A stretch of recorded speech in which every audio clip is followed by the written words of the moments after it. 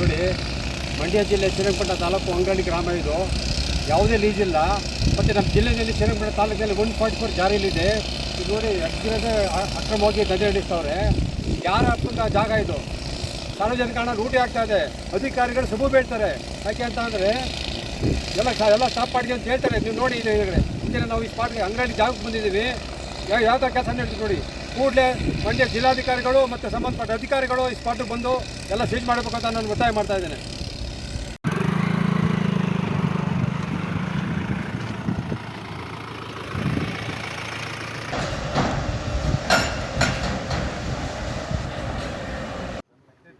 Sir,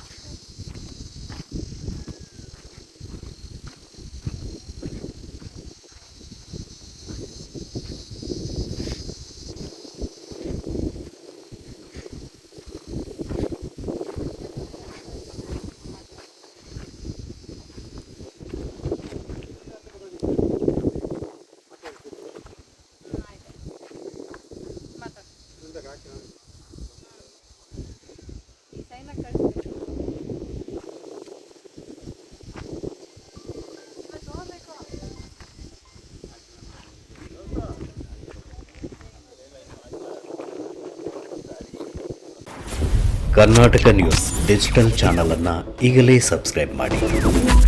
ಧನ್ಯವಾದಗಳು.